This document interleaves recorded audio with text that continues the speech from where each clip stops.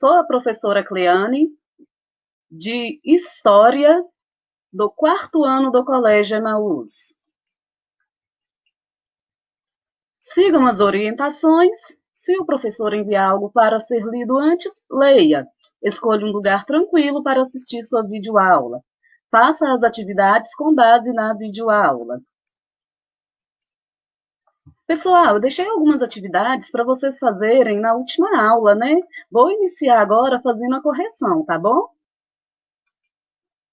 A história é dividida em períodos. A que período corresponde a pré-história? A pré-história, gente, ela vai corresponder ao período em que o ser humano ele ainda não havia desenvolvido a escrita, tá? Lembra que eu falei para vocês que a escrita ele vai ser o marco divisor da pré-história para a história?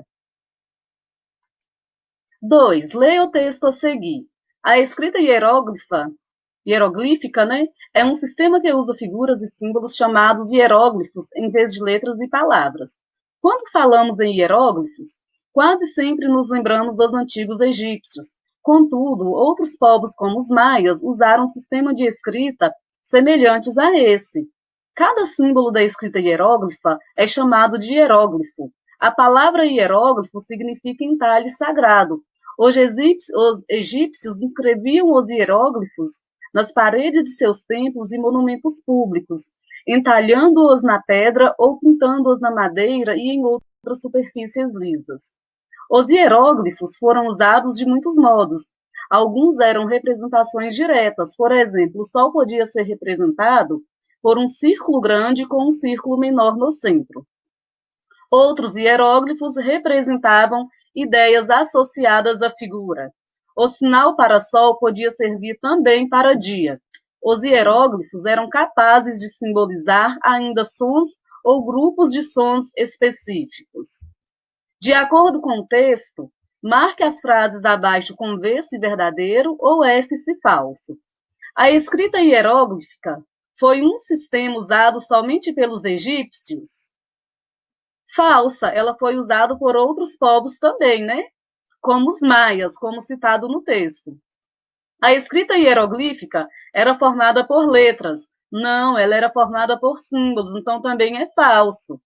Por símbolos, por imagens. Os hieróglifos eram entalhados na pedra ou pintados em superfícies lisas. Verdadeiro. Observem a imagem ao lado. A imagem da esquerda são inscrições egípcias em parede do Templo de Amon, cerca de 1991 a 1786 a.C. E a imagem da direita são fragmentos da parede da Torre de Vigia, com escritos em latim clássico, cerca de 330 anos antes de Cristo. Na sua opinião, qual a diferença entre transmitir informações por meio de desenhos e por meio de palavras? Bom, gente, os desenhos como as palavras, eles vão transmitir alguma mensagem. A diferença é que a mensagem pelas palavras, ela vai ser mais clara, né? A gente vai ter um entendimento melhor. O desenho, a gente tem que imaginar, tentar entender qual é a mensagem que o desenho quer passar. Os desenhos, assim como as palavras, precisam ser lidos e interpretados, porém eles podem não representar de maneira precisa as ideias que pretendemos transmitir. Já as palavras escritas, por corresponder exatamente às palavras que expressamos por meio da linguagem falada, registram nossas ideias com uma precisão maior, favorecendo a comunicação. Qual a importância da tradição oral para a história? Lembra que eu falei para vocês que a tradição oral ela é extremamente importante para preservar a cultura, para preservar tradições e para preservar o saber dos mais velhos?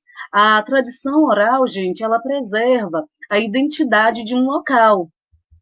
O conhecimento transmitido por meio da tradição oral nos ajuda a conhecer e a compreender a história e a cultura de diversos povos que não possuem registros escritos.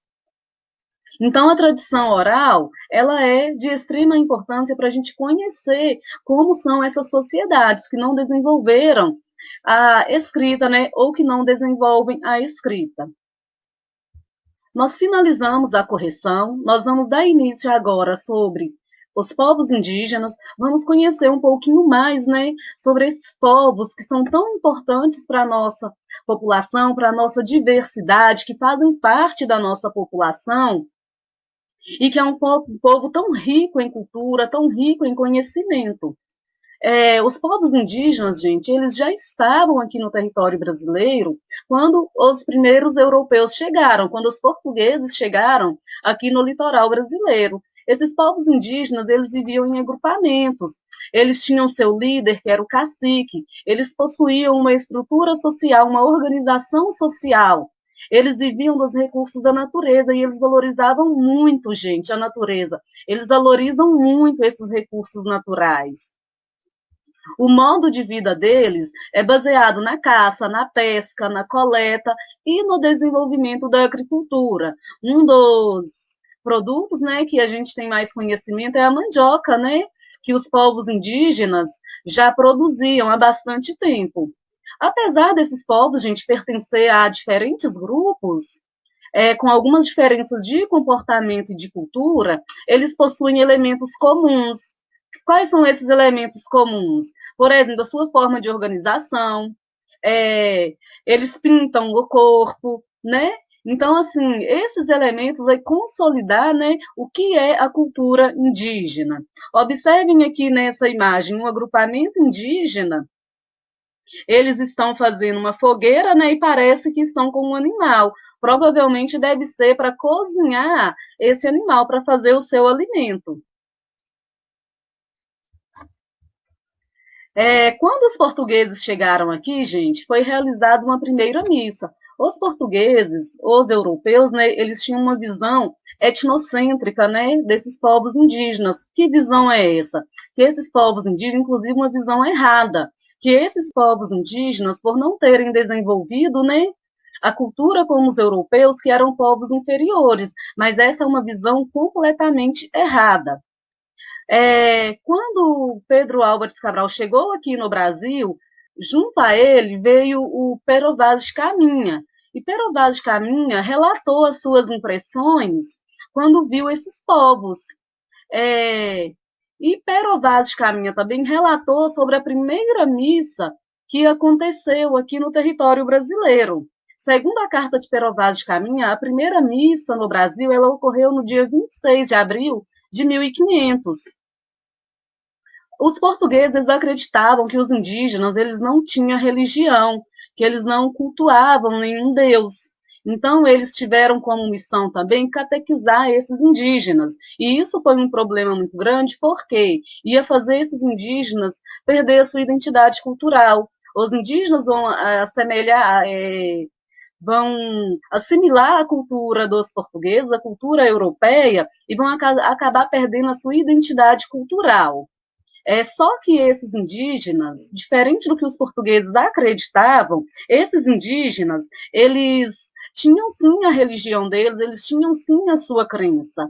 A religião deles era baseada em mitos, eles acreditavam em seres espirituais, eles acreditavam, inclusive, eles tinham a sua crença, né, em entidades espirituais, ou seja, em espíritos que se materializavam nas pessoas, principalmente nos pajés, né, que eram os responsáveis por fazer a materialização dessas entidades espirituais.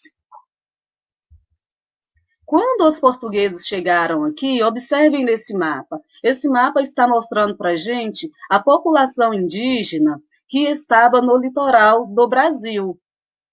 Observem a quantidade de povos indígenas. Habitavam o território brasileiro, gente, cerca de 4,5 milhões de indígenas. Observem aqui um trecho da carta de Pero Vaz de Caminha, que eu citei para vocês, que eu falei para vocês, né, que ele escreveu as suas impressões sobre esses povos que já estavam aqui. Parece-me, gente, de tal inocência que, se nós entendêssemos a sua fala e eles a nossa, seriam logo cristãos, visto que não têm nem entendem crença alguma. Mas, na realidade, como eu falei para vocês, eles tinham sim as suas crenças, e eles acreditavam sim em seus deuses. Com a chegada dos portugueses, vários povos indígenas eles foram exterminados, né, gente? E muitos foram obrigados a abandonar o seu território e a se deslocar para o interior do país, para o interior do Brasil. Porque os portugueses eles foram chegando aqui no território brasileiro e foram ocupando esses territórios. Então, os povos indígenas foram perdendo seu espaço. Um dos grandes desafios, gente, dos indígenas, após o contato com os não indígenas, né, com os portugueses, como eu falei para vocês, foi a diminuição da área de seus territórios. Então, o que vai impedir a ocupação do espaço segundo os modos de vida e as tradições desses indígenas, segundo a forma como eles viviam, segundo a sua cultura. E isso vai acontecer por muitos séculos. Esses indígenas que vão se deslocar aqui do litoral para o interior do Brasil, eles vão chegar e vão encontrar outros povos indígenas. O que pode acontecer? Pode acontecer disputa entre povos indígenas pela dominação do território. Inicialmente, houve a ocupação do litoral pelos portugueses, e aos poucos, o interior do Brasil foi sendo conquistado. Dessa forma, em muitos casos, acabaram entrando em conflito com os conquistados, e eles foram mudando de território. E assim hoje, observem nesse mapa, este mapa está falando, está mostrando para a gente todas as terras indígenas, todas as terras que são ocupadas por povos indígenas. Observem que hoje predomina a ocupação de terras indígenas na região norte do Brasil. Atualmente, gente, cerca de 55% dos povos indígenas, eles vivem na Amazônia, em terras amazônicas. Os outros 45% estão distribuídos pelo restante do território brasileiro. Como eu falei para vocês, muitos destes movimentos de fuga para o interior resultavam em guerras entre tribos indígenas, pois quando um povo chegava em um território, tinha que disputá-lo com outro grupo indígena que já estava ali. Atualmente, os indígenas eles estão distribuídos por todo o território brasileiro, mas como eu falei para vocês, em sua maioria, eles estão localizados na Amazônia. Existem atualmente, gente, mais de 250 povos indígenas no Brasil. São mais de 890 pessoas falando mais de 150 línguas indígenas. E esses povos indígenas, eles estão distribuídos por todo o Brasil. Apesar de existir uma grande diversidade de culturas e língua entre os povos indígenas no Brasil, à época da chegada dos colonizadores, essa diversidade ela era muito maior. Lembra que eu falei para vocês, com a chegada dos portugueses, houve o extermínio de muitos indígenas? Então, com a exterminação desses indígenas, vários povos foram deixando de existir, várias culturas também foram deixando de existir. Vários estudos indicam que no século XVI havia entre 2 e 4 milhões de indígenas que pertenciam a mais de 1.000 povos e falavam mais de 1.000 línguas diferentes.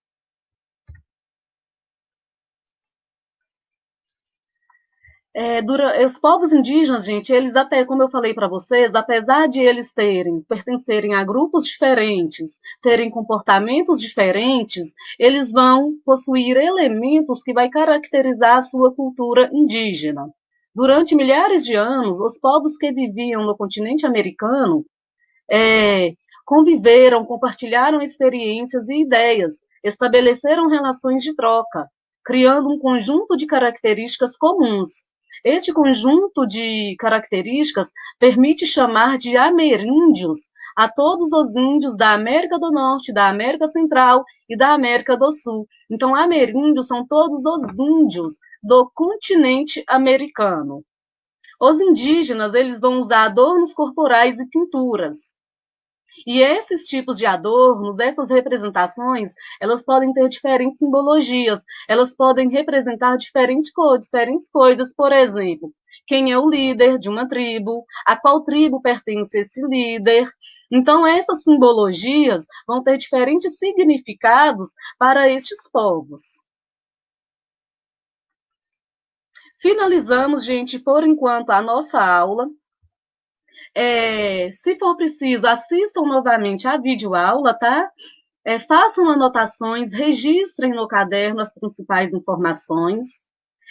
Fazer as atividades do livro de história, páginas 180, 183, 185 e 186 do livro de história.